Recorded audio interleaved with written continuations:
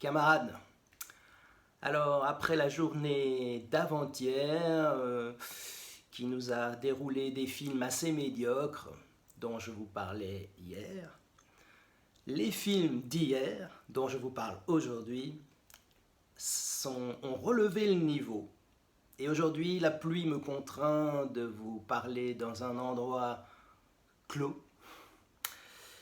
Et nous avons eu une rétrospective des films de la Shaw Brothers avec Lady with a Sword, un film de 1971 réalisé par Kao Paoshu, une dame, qui nous raconte l'histoire d'une épéiste, une guerrière, qui va venger le meurtre de sa sœur.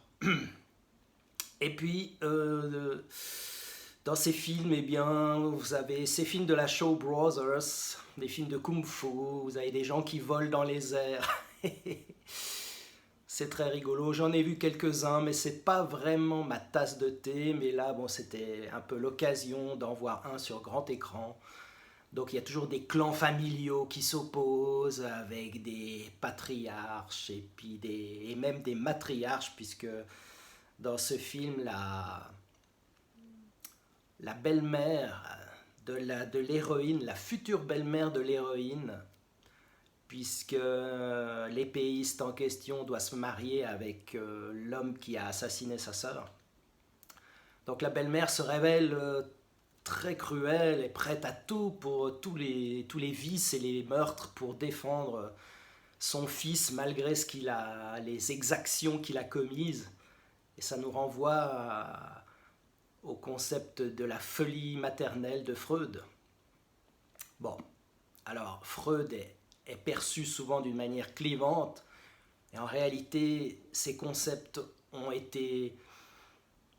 évolué déjà le temps de sa vie et ensuite ont été transformés par les gens qui ont pris sa suite en termes de travail théorique. Et donc, cette expression de la folie maternelle, il ne faut pas la prendre au premier degré en disant « Ah là là, qu'est-ce qu'il raconte ce vieux sénile? Les mères ne sont pas folles !» Non, évidemment, c'est beaucoup plus pointu que ça. C'est simplement, on va dire, un attachement démesuré, un amour, l'amour le plus intense qui puisse être. Freud disait ça, que l'amour le plus intense, c'est une mère envers son fils. Voilà, c'était sa théorie. Bon, après, toutes les théories peuvent être discutées, travaillées. C'est le problème de l'époque qui assène beaucoup de dogmes et sans réflexion. Je vous laisse imaginer quel dogme. Enfin, chaque époque génère 3-4 dogmes. Récemment, il y a quelques jours, je vous parlais du XVIe siècle avec les sorcières, la terre plate. Voilà, c'était les dogmes de l'époque. Aujourd'hui, il y en a d'autres. Il faut toujours, à mon avis, réfléchir posément et ne pas se laisser impressionner par les dogmes de l'époque, quels qu'ils soient. Donc, Lady with a Sword, c'était rigolo. Voilà, il y a du kung-fu. Il y a des bons films de kung-fu, j'adore les Bruce Lee et quelques autres, j'en ai un ou deux ou trois dans mes archives personnelles, c'est très marrant, quoi. Et ensuite nous avions un film beaucoup plus sérieux, un film de François, comment il s'appelle notre ami, pardon, Olivier Babinet, heureusement j'ai mes notes, qui s'appelait Normal, au féminin, Normal, Olivier Babinet, un Français, qui nous a fait une histoire un peu touchante. Donc c'était dans la catégorie Third Kind, Olivier Babinet, avec Benoît Poelvoorde, qui est connu pour ses rôles, disons, comiques, un personnage, un acteur qui est parfois assez lourdingue. Mais bon, si j'étais un peu méchant, je dirais qu'il faut bien vivre. Et c'est valable pour moi, hein, et pour vous, et pour tout le monde. Hein. Cependant, Benoît Poelvoorde, dans ce film, s'en sort assez bien. Il joue le rôle d'un père atteint d'une sclérose en plaques. donc assez fortement handicapé, et il vit avec sa fille qui est adolescente, et elle doit s'occuper de lui, et en même temps elle essaye d'avoir une vie d'adolescente normale. Elle est dans une classe où elle est amoureuse d'un garçon qui ne s'intéresse pas à elle, qui lui propose un deal assez scabreux, puisque lui-même veut s'amouracher de ce qu'on va dire, d'une autre jeune fille, et assez facile. Voilà, on va dire ça. À mon époque, on disait des jeunes filles faciles, ça veut dire qui couchent un peu avec tous les garçons. Ça existe. Et ce jeune garçon est lui-même un peu, on va dire, comment dire, efféminé, et il subit l'opprobre de ses pairs masculins qui lui reprochent d'être homosexuel, ce qu'il n'est pas. Et donc, il y a tout cet univers qui s'entrechoque. Et le film évolue, finalement, les deux jeunes gens vont s'amouracher l'un de l'autre. Et il est un fait que dans ce film, qui n'est pas vraiment lié au fantastique, c'est plus une sorte de drame, il y a une sorte de dimension du rêve un peu, comme ça, avec des belles images à la fin, avec un crépuscule, et la dimension du rêve et de la réalité. Donc les jeunes gens, ce qu'ils rêvent et ce qu'ils souhaitent, et le réel. Voilà, donc un film qui est tout à fait honnête, j'ai mis 4 sur 6. On a une collection de 4 sur 6. Et ensuite, nous avons eu un film très dur, un film intense de Nightingale, de la réalisatrice Jennifer Kent, qui là nous a fait un film très très punchy sur la colonisation en Tanzanie. Donc ça se déroulait vers 1856 à peu près. Les Britanniques venaient coloniser la Tanzanie, qui était à l'époque un pays africain. Et la Tanzanie qui regroupe en fait plusieurs régions d'Afrique, aujourd'hui en 2023. Et dans ce film, qui est une sorte de mélange entre le film Papillon de Franklin G. Schaffner en 1973, un mélange aussi avec Apocalypto de Mel Gibson, et puis il y a aussi la dimension Rape and Revenge. Donc je dirais, moi, ce qui me venait à l'esprit, c'est Death Wish de Michael Winner, dont je vous parlais l'autre jour pour le film Sentinelle. Donc on a déjà dans cette Tanzanie un racisme intense entre Anglais et Britanniques. Non, entre Irlandais et Britanniques, pardon. Je suis fatigué aujourd'hui. Donc c'est là où il y a la dimension, je dirais, un peu papillon, c'est-à-dire qu'ils sont les Anglais ont le monopole de la technologie, donc ils dominent.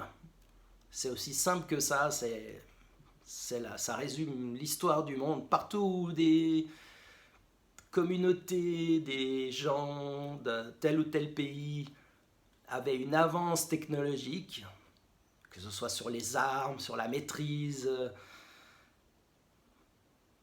de l'ingénierie, quelle qu'elle soit, eh bien forcément, il y avait une tendance à dominer les autres qui, entre guillemets, étaient en retard dans ce domaine.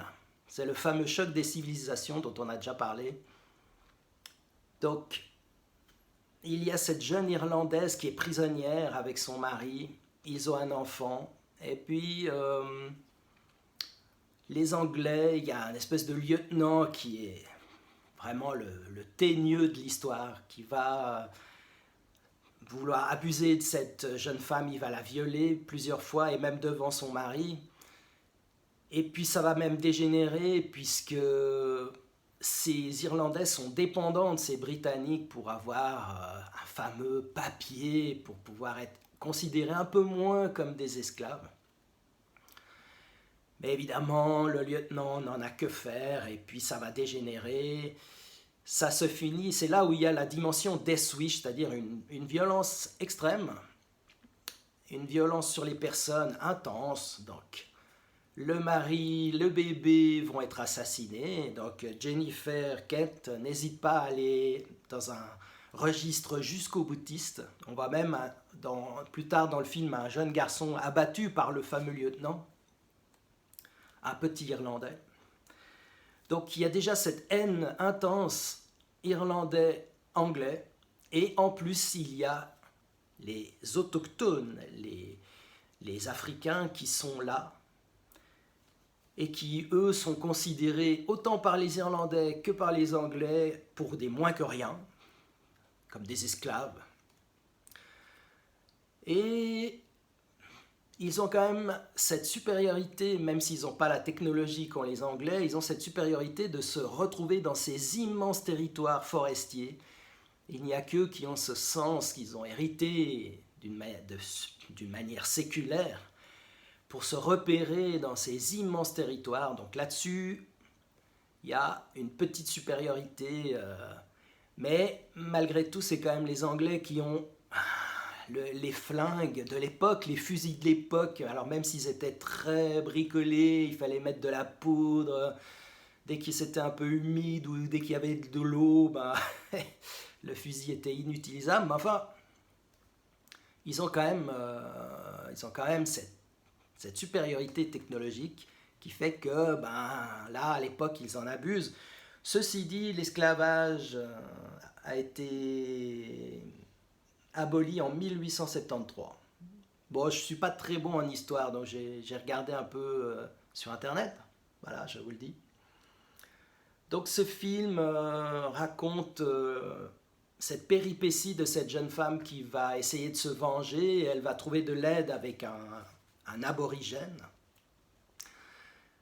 Et dans ce film, il y a beaucoup la dimension de...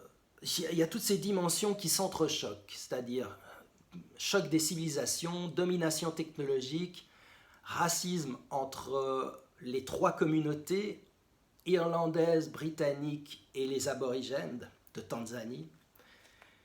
Et d'ailleurs, le personnage de Billy qui va aider la jeune femme qui a été violée, dit très souvent « mais c'est mon pays et j'étais là avant et vous me volez, vous les sales blancs », je le cite, hein, vous m'avez volé mon pays, et il est très enragé sur ça. Donc chacun a sa rage un peu. Le lieutenant qui est le méchant du film, lui, il veut être capitaine, c'est ça son ambition.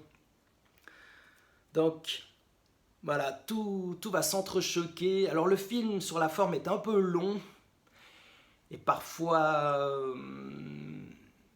très extrême, avec de nombreux viols. Il y a une jeune femme noire qui se fait violer 2 fois. Il y a des enfants qui sont tués. Donc il y a des gens qui ont déploré ce côté extrémiste, d'autres qui ont dit non, c'est très bien. Il y avait ce débat aussi avec le film Django de Tarantino. Personnellement, moi j'ai trouvé ça beaucoup trop excessif. Et quand on va trop dans l'extrême, dans un registre premier degré, dans un registre sérieux, ce qui est le cas de ce film, eh bien, paradoxalement, on peut desservir le propos, ce que l'on veut dénoncer. Cependant, le film est quand même bien fichu, c'est un film intense, trop long mais vraiment intéressant sur cette époque. Et donc j'ai mis 4 sur 6. Voilà, ce Nightingale. On avait ça aussi dans Apocalypto de Mel Gibson, c'est-à-dire qu'on a ces civilisations incas qui vivent là plusieurs centaines d'années, et puis un jour les Espagnols débarquent avec la grande croix, on voit ça à la fin du film Apocalypto. Donc eux, ils ont dépassé le stade des lances et des poignards. Ils sont là avec leurs fusils, leurs canons, donc ils sont arrivés là, ils ont dit bon, tout ça c'est à nous. Voilà, en gros, hein. Puis les Indiens, les Incas, ils ont dit ah bon, ah merde.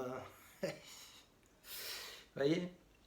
Donc, un film extrémiste, mais quand même intéressant. Ensuite, il y avait Piggy, un film d'une réalisatrice espagnole, Carlota Pereda. Alors là, c'est plus un film, on va dire, qui est aussi dans cette thématique de dénonciation des injustices et du harcèlement, ce qui est une bonne chose. D'ailleurs, ça raconte donc l'histoire d'une jeune fille qui est très bien portante, on va dire ça comme ça.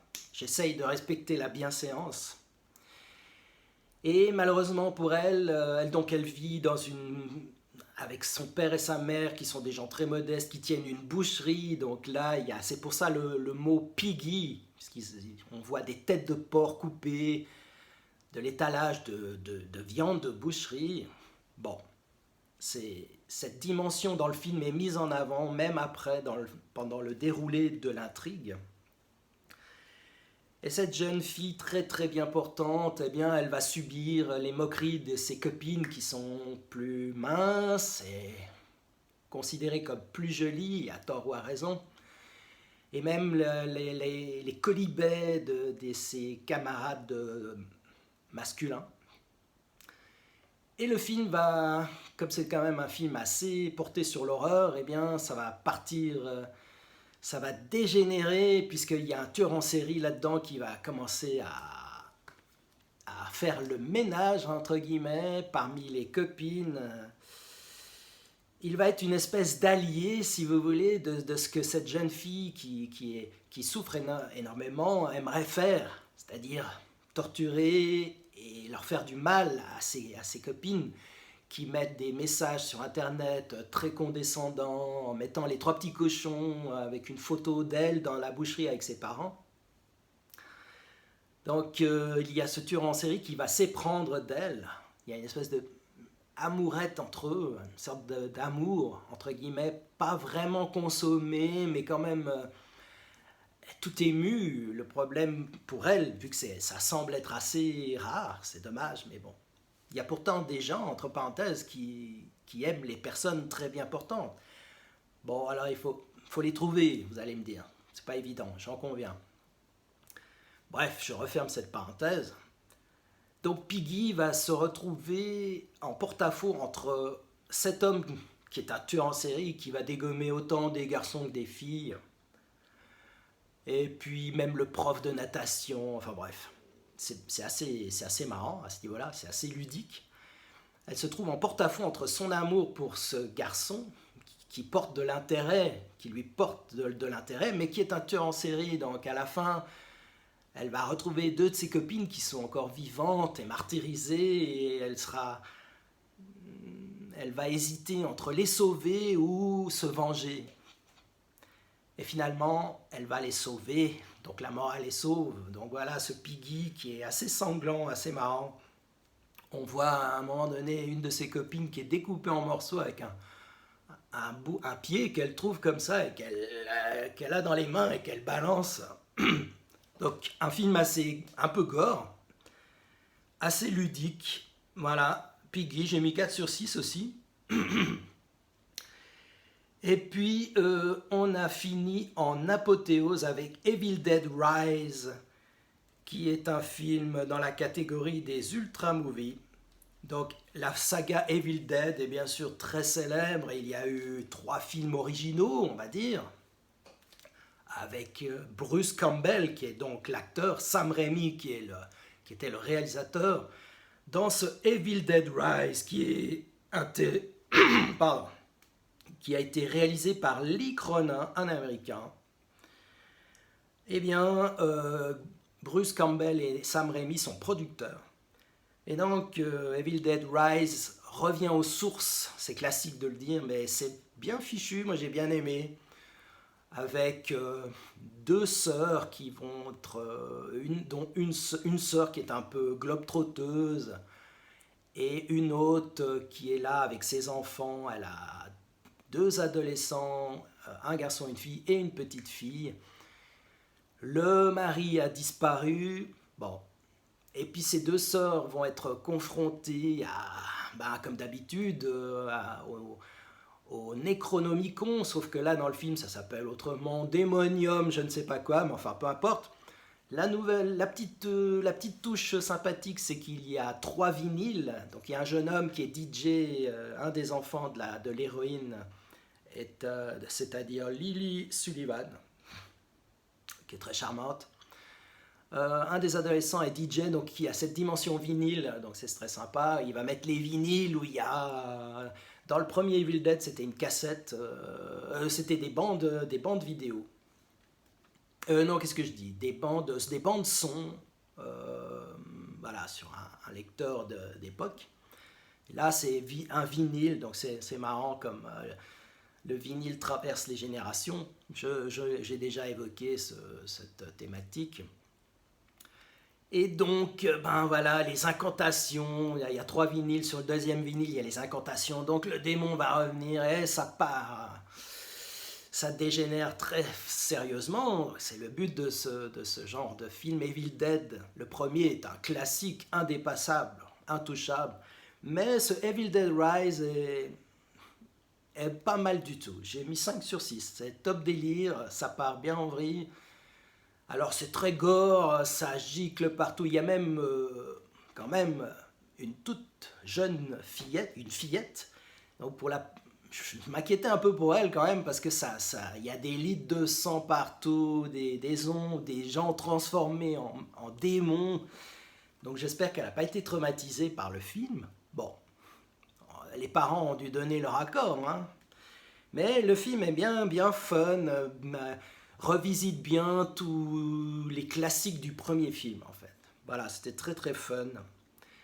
Voilà, demain ce sera la dernière vidéo pour ce NIF. Aujourd'hui il y a quelques films encore à voir. Les derniers, sniff. Merci.